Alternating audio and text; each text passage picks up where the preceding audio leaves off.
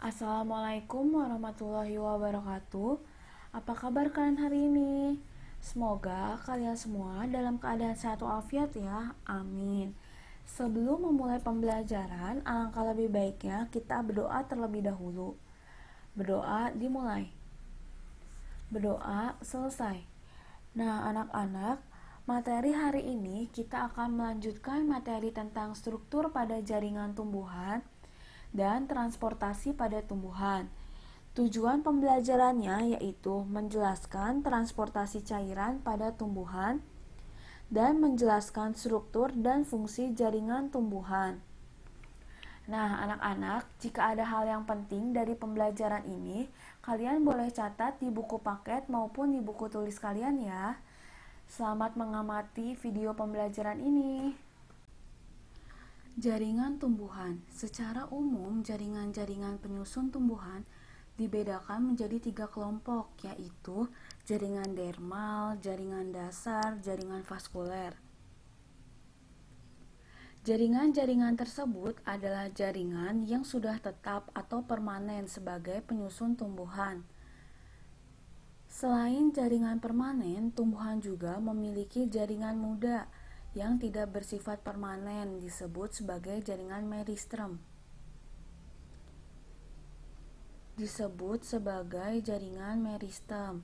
Sel-sel pada jaringan meristem selalu mengalami pembelahan.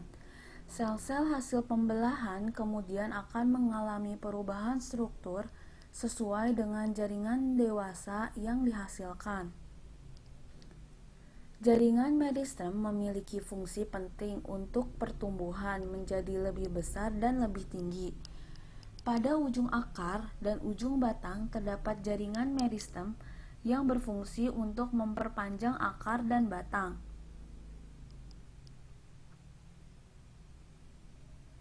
Jaringan meristem apikal terus membelah, bertumbuh, dan berubah menjadi 3 jaringan, yang nantinya berubah menjadi jaringan dasar dalam bentuk tumbuhan, yaitu jaringan dermal, jaringan dasar, dan jaringan vaskuler. Jaringan dermal adalah jaringan yang merupakan bagian terluar dari tumbuhan yang berfungsi dalam perlindungan dan mencegah hilangnya air dari jaringan. Selanjutnya, jaringan dasar. Jaringan dasar berfungsi dalam fotosintesis, menyimpan produk fotosintesis, serta penguat dan penyokong tumbuhan. Yang ketiga, jaringan vaskular. Jaringan vaskular berfungsi dalam transportasi air dan mineral terlarut dalam tumbuh-tumbuhan. Berikut jaringan permanen pembentuk tumbuhan. Yang pertama, jaringan penyokong. Merupakan jaringan yang berfungsi menunjang bentuk tumbuhan agar dapat berdiri dengan kokoh. Untuk melaksanakan fungsi tersebut, sel-sel penyusun memiliki dinding yang sangat tebal. Kedua, yaitu jaringan epidermis, merupakan bagian paling luar dari organ tumbuhan. Jaringan ini tersusun dari selapis sel yang berbentuk balok dan memiliki sel tebal dan tersusun rapat. Yang ketiga, jaringan parenkim. Disebut juga sistem jaringan dasar karena mengisi sebagian besar organ tumbuhan. Jaringan parenkim tersusun dari sel-sel yang berukuran besar, berbentuk segi 6, dan dinding sel tipis. Yang keempat, jaringan vaskular. Merupakan jaringan yang berfungsi mengangkut zat ke bagian-bagian tumbuh-tumbuhan. Dibedakan menjadi 2, yaitu ada xilem yang berfungsi mengangkut air dan mineral dari dalam tanah ke daun, serta flum yang berfungsi untuk mengangkut hasil fotosintesis dari daun ke seluruh bagian tubuh. Selanjutnya, organ pada tumbuhan. Tumbuhan berbunga atau spermatopita memiliki 3 organ pokok, yaitu akar, batang, dan daun. Struktur tubuhnya secara umum membentuk sistem akar yang menambatkan tumbuh-tumbuhan di dalam tanah, serta sistem pucuk atau tajuk yang muncul di atas permukaan tanah, terdiri dari atas, batang, dan daun. Yang pertama yaitu ada bunga. Bunga merupakan modifikasi dari batang dan daun. Bunga berfungsi sebagai alat reproduksi yang akan menghasilkan biji. Selanjutnya yaitu ada batang. Batang memiliki buku atau nodus yang merupakan tempat melekat daun sehingga membentuk ruas atau internodus. Di antara nodus yang berdekatan terdapat ruas yaitu internodus. Selanjutnya yaitu ada daun. Umumnya daun berwarna hijau karena mengandung kloroplas untuk berfungsi fotosintesis. Daun, bunga, dan batang yaitu memiliki sistem pucuk yaitu fotosintesis, reproduksi, penyimpanan, dan transportasi. Selanjutnya yaitu ada akar. Bercabang-cabang berfungsi untuk menyerap air dan unsur hara di dalam tanah. Sistem akar yaitu sebagai penompang, penyerapan, dan transportasi. Selanjutnya yaitu akar.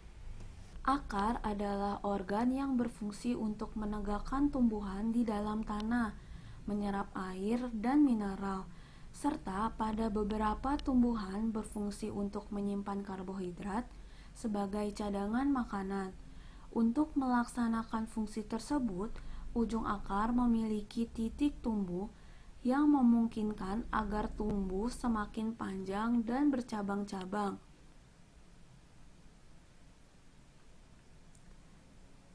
Akar tumbuhan dikotil adalah akar tunggang, yang akar utamanya bercabang-cabang. Contohnya yaitu mangga, wortel, dan rambutan. Akar tumbuhan monokotil disebut akar serabut, berupa kumpulan akar-akar kecil yang menyebar di permukaan tanah tanpa ada akar yang berfungsi sebagai akar utamanya. Contohnya yaitu rumput, padi, dan jagung. Jaringan-jaringan penyusun akar adalah sebagai berikut.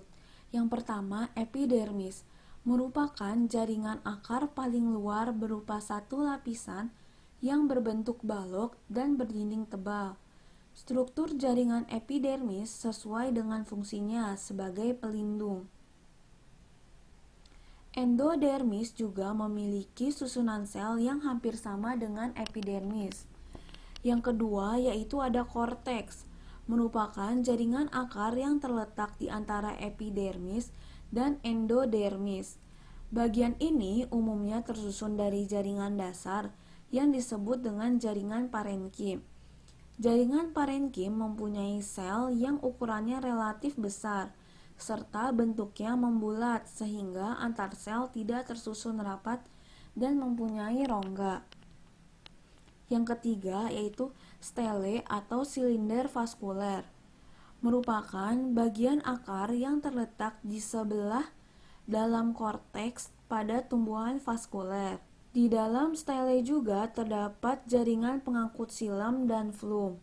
Silem berfungsi untuk mengangkut air dan mineral dari tanah menuju ke daun. Sedangkan flum yaitu mengangkut hasil fotosintesis dari daun ke seluruh bagian tubuh. Di sini, ibu memiliki hasil pengamatan potongan melintang akar monokotil dengan mikroskop, menunjukkan susunan berkas pengangkut silem dan flum yang membentuk lingkaran pada stele atau silinder vaskuler. Sementara itu, hasil potongan melintang akar dikotil dengan mikroskop menunjukkan berkas pengangkut berada pada silinder vaskuler dengan silem yang berbentuk seperti bintang dan flum yang tersusun berselang-seling dengan silem. Kedua yaitu batang. Batang merupakan bagian tumbuhan berupa sumbu untuk tempat melekatnya daun. Umumnya batang tumbuh di atas permukaan tanah, tetapi ada beberapa tumbuhan yang batangnya berada di dalam tanah, membentuk rizom, contohnya jahe dan kunyit. Pada batang tumbuhan dikotil antara silem dan flum terdapat lapisan kambium, sehingga bagian batang dapat tumbuh membesar. Pertumbuhan sekunder terjadi karena aktivitas kambium. Hal tersebut mengakibatkan batang tumbuhan dikotil tumbuh semakin membesar. Di sini ibu memiliki batang tumbuhan dikotil, umumnya bercabang-cabang. Ukuran bagian bawah relatif lebih besar karena adanya pertumbuhan sekunder, dan ruas-ruas batangnya tidak jelas. Berikutnya, pada batang tumbuhan monokotil tidak bercabang. Ukuran dari bawah sampai atas relatif sama dan memiliki nodus yang melingkari batang sehingga ruas-ruasnya tampak jelas. Silahkan kalian perhatikan perbedaan dikotil dan monokotil di tabel ini. Batang dikotil yaitu batang bercabang-cabang, ukuran batangnya lebar, memiliki meristem lateral, dan ruas batang tidak jelas. Sedangkan pada batang monokotil, batang tidak bercabang, ukuran batangnya kecil, tidak memiliki meristem lateral, dan ruas batangnya jelas. Silahkan kalian amati potongan melintang batang dikotil dan monokotil yang diamati dengan mikroskop, menunjukkan perbedaan susunan berkas pengangkut. Pada tumbuhan dikotil, berkas pengangkut tersusun melintang dengan silem dan terdapat pada bagian dalam, sedangkan flum di bagian luar. Silem ke arah dalam disebut stele atau empelur, sedangkan flum ke arah keluar disebut korteks. Pada tumbuhan monokotil, ikatan berkas pengangkut, silem dan flum tersusun dan tersebar di dalam jaringan dasar. Batas antara korteks dan stele tidak dapat dibedakan dengan jelas. Yang ketiga yaitu daun. Daun berfungsi sebagai tempat fotosintesis. Fungsi ini didukung dengan adanya kloroplas pada sel-sel penyusunnya. Daun umumnya berbentuk pipih, melebar, untuk mendukung fungsi fotosintesis agar dapat menangkap energi cahaya matahari lebih besar. Namun, sebagian tanaman mempunyai bentuk daun yang sudah mengalami modifikasi, misalnya kaktus yang daunnya berbentuk duri.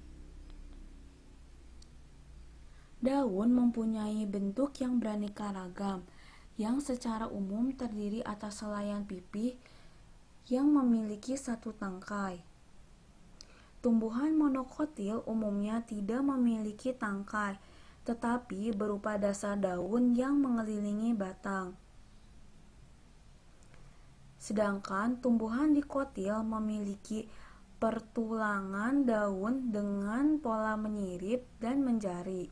Sedangkan tumbuhan monokotil memiliki pertulangan daun sejajar atau melengkung. Silakan kalian amati gambar daun. Daun berfungsi sebagai tempat berlangsungnya fotosintesis. Struktur yang mendukung fungsi tersebut adalah jaringan tiang dan jaringan bunga karang yang membentuk mesofil daun. Hal tersebut karena sel-sel pada jaringan tersebut mengandung kloroplas yang berperan dalam proses fotosintesis. Daun monokotil memiliki epidermis atas, parenkim palisade, parenkim spons, kolenkim, tulang daun, epidermis bawah, silem, dan flum. Sedangkan di daun monokotil memiliki sel kawal, epidermis, stomata, epidermis bawah, silem, flum, dan berkas seludang. Di sini ibu memiliki gambar bentuk-bentuk daun, tepi daun, dan tulang daun. Daun memiliki bentuk yang beraneka ragam, yaitu dari bentuk menjarum, misalnya pada tumbuhan cemara, hingga bentuk terpusar pada tumbuhan lilium. Lalu bentuk tepian daun pun beragam, yaitu dari tepian berambut pada Amicarpum sp. Lalu pada tulang daun pun sangat beragam, yaitu ada menjari seperti pada daun singkong, dan lain-lain. Yang keempat yaitu bunga dan biji. Bunga dan biji merupakan bagian tumbuhan yang berfungsi sebagai organ reproduksi tumbuhan. Bunga memiliki bentuk yang beraneka ragam, tetapi secara umum bunga mempunyai bagian yang bersifat steril yang tidak digunakan untuk reproduksi, dan bagian fertil digunakan dalam proses reproduksi. Bagian yang bersifat steril terdiri atas kaliks atau kelopak dan korola atau mahkota bunga. Bagian yang bersifat fertil terdiri atas stamen atau benang sari yang mempunyai serbuk sari sebagai alat kelamin jantan dan putik sebagai kelamin betina. Apabila terjadi pembuahan atau fertilisasi, yaitu pertemuan sel gamet jantan pada serbuk sari di kepala putik, akan dihasilkan biji dan buah.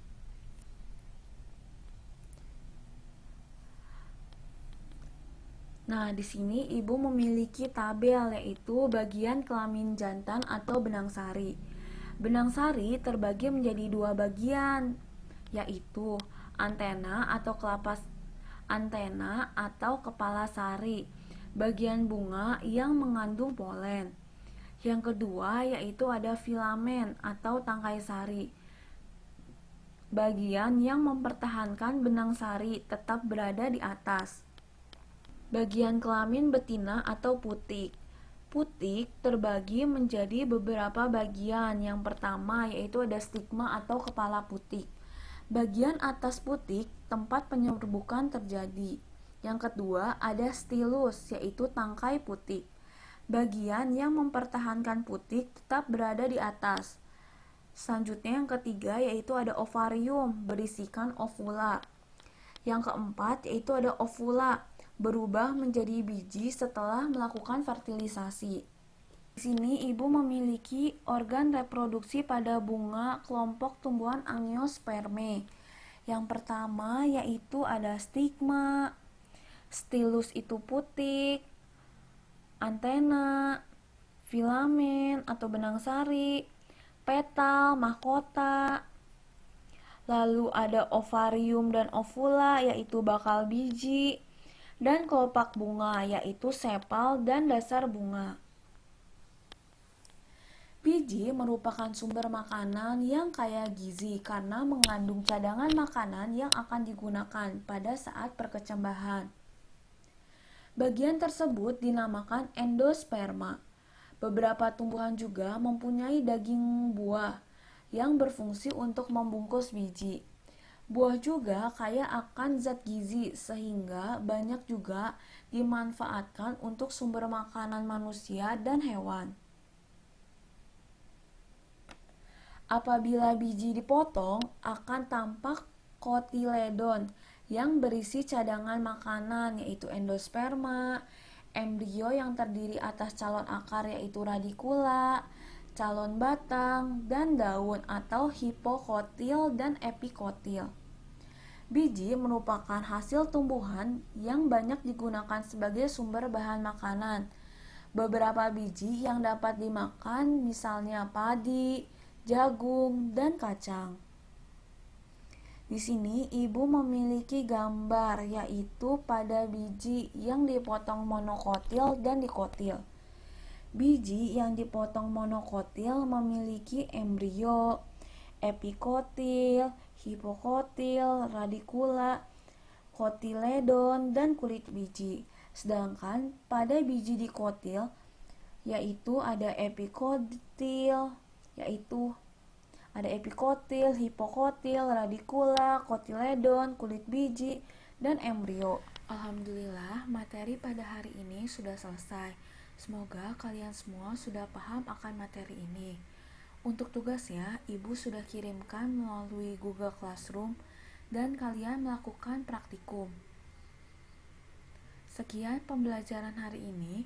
Wassalamualaikum warahmatullahi wabarakatuh.